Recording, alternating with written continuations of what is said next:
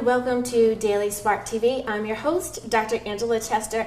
Today we are talking about greatness. That's right, dare to be great. My guest today is Dr. Robert Lawson, and I think he's the perfect guest to help us talk more about this topic. Let me tell you a little bit more about Dr. Lawson. Dr. Robert Lawson has degrees from the University of Rio Grande, Marshall University, and Nova Southeastern University.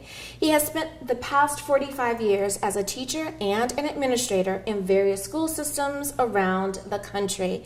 He's also the author of 12 books, which focus on psychology of human achievement and excellence. His most recent publication is Greatness Awaits: Putting Your Dreams into Action. So that's right, we're talking about greatness, and I dare ya to be great. So imagine that moment. What do you want to do? Who do you want to be? Do you have that in your mind's eye? Well, what's keeping you from achieving that? That's what we're going to talk about today. Welcome to the show.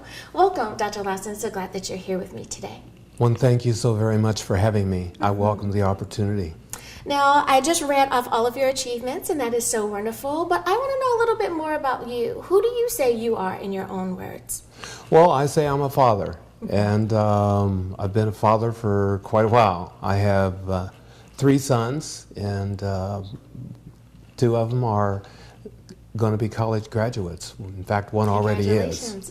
I'm very excited about that because I think that education in our society is incredibly important in terms of where we go and what we do. I think everyone is nodding their heads that education is so important.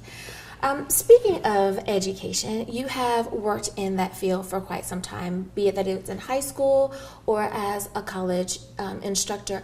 Why do you feel that it's important to work with that particular age group? Well, I started out as a junior high instructor in 7th and 8th grade, and then I moved to the high school ranks. And as you said, I've had an opportunity to interact with students and do some college teaching as well. And I have found that if the information is presented in an appropriate fashion, that students can capture the seriousness of it. And I'm very, very excited about not just the subject matter, but making an effort to build the entire person. That's my goal, as it's always been my goal as an instructor, is to think about the person as a whole and try to figure out how I can help them to navigate life as it comes at them. I love how you just said that you want to build the entire person, that you want them to be whole. Are there any things in particular that kind of come to mind that you can think of that keep us from building our whole selves? Well, as we go through life, we encounter a number of attitudes that pervade the way we think. Our mentality is enhanced tremendously by the individuals by whom we are influenced, and we hear so many things, and the things that we hear impact and affect us. Absolutely. And so we have to make sure, and I'm always telling young people and young adults and middle-aged adults that what we have to do is to figure out how to turn the negativity around and turn it into something that's very positive. And I have some ideas about how to do that. One of the things that you talk about, and I absolutely love because I talk about it as well, and that is vision, finding one's vision and purpose for your life. So if we concentrate on that vision aspect of it, someone may be saying, well, there are things that I like to do, there are things that people have told me that I'm good at, but I don't know about this thing called vision. So kind of twofold question. What is this thing called vision? And how do we tap into it? How do we achieve the vision? That's an excellent question, and I often think of Dr. Charles Swindoll, who is a minister, and I've put to memory one of his most powerful quotes concerning vision, and basically what he says about it is a vision is essential for survival. It's spawned by faith, sustained by hope, it's sparked by imagination, it's strengthened by enthusiasm, it's greater than sight, it's deeper than a dream. it goes beyond the realm of prediction or anything that we can imagine with our finite mind. And so when I think about that quote, I am spending time thinking about not just what it is that I am now, but where it is that I want to go, and what it is that I really want to do, and what is the vehicle or the mechanism that's going to be able to get me there. In other words, when you talk about vision, it is something that is tied in directly to an individual's purpose, which is your reason for being, or in French, as they say, your raison d'etre, reason for being. Why am I here? I came up with a philosophy over 30-some years ago, and my desire is to see, touch, and inspire the hearts of people, making them aware of their worth and value to themselves and to others. I honestly feel that that's what I was put here on the planet to do. And as you continue living every single day of your life, you're going to be modifying your stance, your approach. You're going to be learning from your experiences. You're going to be learning from the challenges that you confront, because you are constantly becoming who it is that you were designed and meant to be. I love how you just said that when you understand what your life's purpose is, it is so easy to walk in it. It is so easy to get up in the morning and say, today I know what my purpose is. I know personally that's what I do, and say, Lord, is there anything additional that you would have me do today? And it is a great place to be. Well, we need to take a short break, but don't worry, we will come back and continue this great conversation.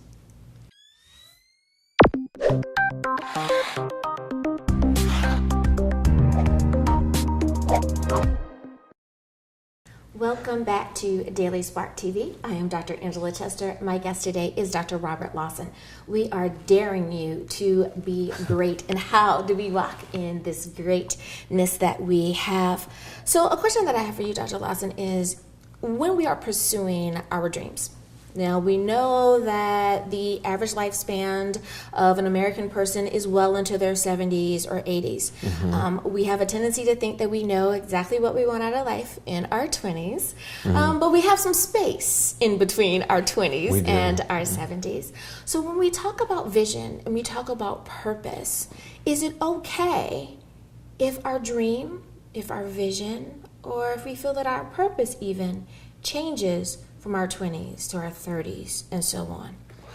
Well, it's pretty much going to change, and the primary reason why is because when you're 20 something, you sometimes think that you have all the answers, and then all of a sudden, as you continue and this year passes and the next year passes, you realize that life is continually exposing you to things that you haven't experienced yet. And as you go through that process, you begin to change. And when you change, your dreams begin to take on an added flavor, so to speak. They may take you in a different direction. You may still have that core dream that it is that you want to do, or you may find that there is something else. There's always an opportunity for people to change. In fact, Carl Deutsch, a Harvard professor, once said that the single greatest power that we have in the world today is the power to change. The most reckless, the most irresponsible thing we can do is to go on living the next 10 or 15 years like we've lived the last 5. I can think of no more dangerous policy than that kind of conservatistic thinking that exists in our country today. So we are constantly learning from our experiences, from the books that we read, and from the individuals that we encounter, and that feeling that we have inside of us, how we can go about developing our God-given abilities, talents, and skills to benefit other people. I tell you, if we're not honing our skills, if we're not taking the time to invest in self, it really does make a difference. I have to agree with you on that one. Okay. When we're talking about this thing called greatness, boy, is that a vague word when we're talking in the general populace. Everyone has an opinion about what greatness is. So let's say we all agree on a certain definition of what that greatness is. My question for you would be, how do we then know that we have achieved it? How do we maintain it? How do we capture it and take it on with us throughout the day? Well, you're absolutely right. You know, the word greatness by itself is an incredibly nebulous term. And here's what I think the answer is. I think the answer in relationship to greatness itself differs, you know, from individual to individual to individual. What is it that a particular individual sees as greatness? Do you want to write a certain number of books? Do you want to give a certain number of speeches? Do you want to change a certain number of lives? And in reality, it's not how much you're able to accomplish that makes you great. What if you only impacted one individual in your entire life? If you impacted an individual and changed that individual in order to be able to help him or her to become better than what they ever thought they could, maybe that's greatness. So it's not always the very grand answer. Sometimes it is just the simple, elegant answer. Sometimes it's the little things that make the big difference. Isn't that true? Isn't that true? I love that. Now, is there a such thing as spiritual greatness? We understand that in our day-to-day lives, in our professional lives, that there are things that we can achieve or that we work towards. But what about that spiritual side of us as well? Does that count? If you had no spiritual greatness, you would be forever lost. I'm just going to say it like that. One of my favorite writers was the Transcendentalist, who in 1836, he wrote the essay on nature, and then in 1841 he followed it up with self-reliance. And it was so powerful to me when I was reading some of his works. And one of the things that, and I'm talking about Ralph Waldo Emerson, but one of the things that Ralph Waldo Emerson said was this: greater are they who are able to see that spiritual is stronger than any material force, that thoughts rule the world. And I'm impacted by that statement, and I have to share a personal experience with you. One day I was getting my car cleaned, and I walked into the place where they have these little spindles, you know, where they have cards. And I happened to pick one up, and I looked at it, and when I see something that speaks to me, I have to take it. And so I didn't steal it, I bought it. But it was a card, and it was put together by a lady by the name of Ellen Cuomo. And on the card, there was this verse. And the verse was this, and this relates to spiritual. And it was faith. Faith is risking what is for what is yet to be. It is taking small steps knowing that they lead to bigger ones. It is holding on when you want to let go. It is letting go when you want to hold on. It is looking beyond what is and trusting for what will be. It's the presence of light and darkness and the presence of God in all. So that to me was the spiritual essence of what people like Ralph Waldo Emerson say, and also the guy that he hung around with a lot, Henry David Thoreau. We're going to hold on to that, the greatness of God in all. We'll be right back.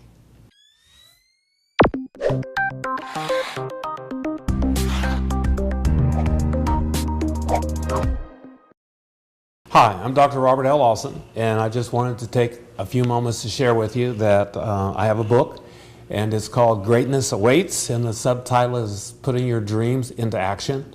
And it was released on October the 17th of 2017. And it is a very, very powerful book that builds a lot of desire and energy in helping people to achieve fantastic things in life. I have a chapter on purpose, I have a chapter on faith, I have a chapter on persistence, getting things done, you name it, it's in the book. Especially the power of optimism. and it's a great book.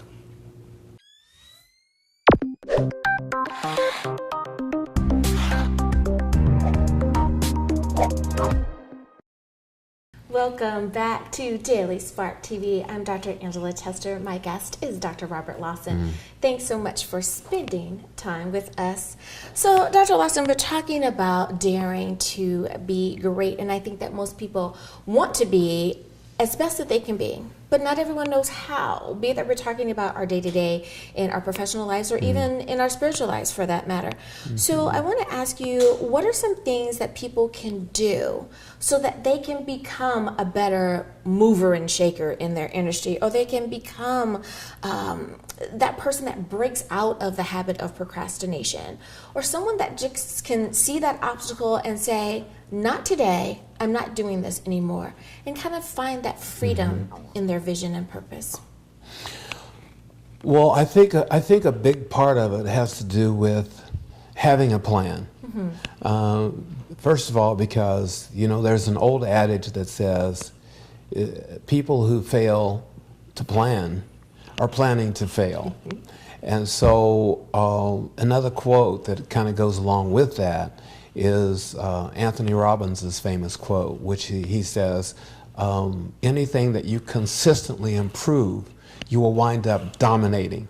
So if we put those two together, if we have a plan, and then we make an effort to change old habits into good habits by working on that plan on a consistent basis, or try to do something every day, that can get you out of the old way of thinking and the old way of doing. When you get up that morning, maybe even before you go to bed, I don't know, some people are evening people, some people are afternoon people, they're morning people. Whatever what it is that works best for you, figure out what it is that you need to do so that you're creating a step-by-step process, and you literally have a plan that you can follow. Years ago, I was at a seminar that Zig Ziglar did, and I've incorporated that a lot into my life. He says the first thing you've got to do is identify your goal. Then you set a deadline to achieve it. Then we talk about the obstacles that impede your progress. Determine what it is that's going to stop you. Figure out what talent, what skill, or what ability you're going to need to be able to do something, and then just work on it effectively from that point. You said so much in that. I do not have enough time to address it all, but boy, do I wish that I could spend more time with you. And I love how you said that we have to make sure that one thing that we do is put a date to the plan. Absolutely. I think so many times people do not put a date to it, and it simply becomes this lofty dream that kind of just rolls over and on and on and on, because there's no end to it. There's no result. There's no possibility of it happening, because you don't even understand when the expectation is supposed to come. Well, let's say, if a person has a deadline and they're not able to make the deadline, because I think that is something that also stops individuals. Well, good heavens, don't stop, just reset it. If you don't get it the first time, then reset it. You haven't failed, it's just delayed, for a period of time. And, another thing that I'd like to throw in there before we're finished is, don't worry about getting off track. You're going to get off track every once in a while. No one's perfect. But the only people who are going to make it are the people who get back on track. And then after you get back on track, you don't want to just sit there, because a freight train will come along and run over you. And how many people are getting plowed over because they say, well, I'm on the track. Hey, look at me, I'm on the track. Well, so's the rock, right? So it's like we need to keep going, just sitting there. I love that. Now, we talk about many times as coaches, as instructors, as therapists, that we have to have positive self-talk, that we need to make sure that we are doing those things that are not self-sabotaging in our day-to-day lives. So when I ask you about that particular subject, what are some things that you share, be it that it's with our high school students, with college students, or adults in general? Are there things that you find in your experiences that people are doing that they really need to stop? Well, you hit the nail on the head when you said you can sometimes, actually it's a lot of the time, you can sabotage your own success by your own negative self-talk. And we literally have to get out of the habit. It's a habit, you know, that individuals have developed over years where they talk themselves out of something, where they say, that's not for me, that's for someone else, or I could never do that. I mean, I ask people, well, why would you even say that without even giving yourself an opportunity, you know, to be able to move forward in the right direction? So we have to help people. What I tell them is that we have to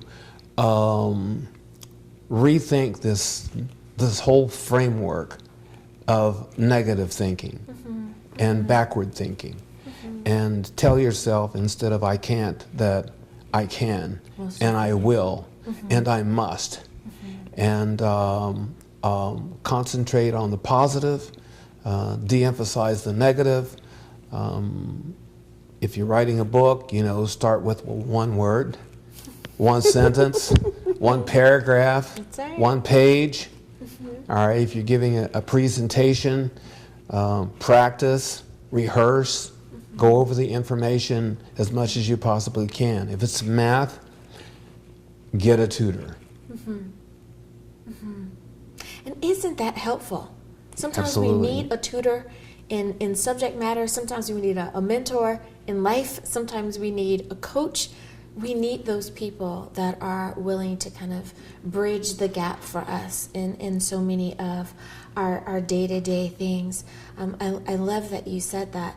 One thing that I want to do just really, really quickly is say that you are such a wealth of knowledge, and thank you so much for taking the time to put all of your wisdom into the various presentations that you've done, and for sharing that. We need to have more, especially men in the world, because women are always sharing, but it's nice to see that a man is out there trying to make a difference and shining a positive light. Thank you so much, Dr. Lawson, for being on the show today. Well, thank you, Dr. Angela, and I think your show, Daily Sparks, is making a difference in many, many lives throughout the country. Thank you. Well, thank you, too, for tuning in. I hope that you have enjoyed the show. I know that I definitely have. So I leave you with this. I dare you to be great. Until next time, everyone.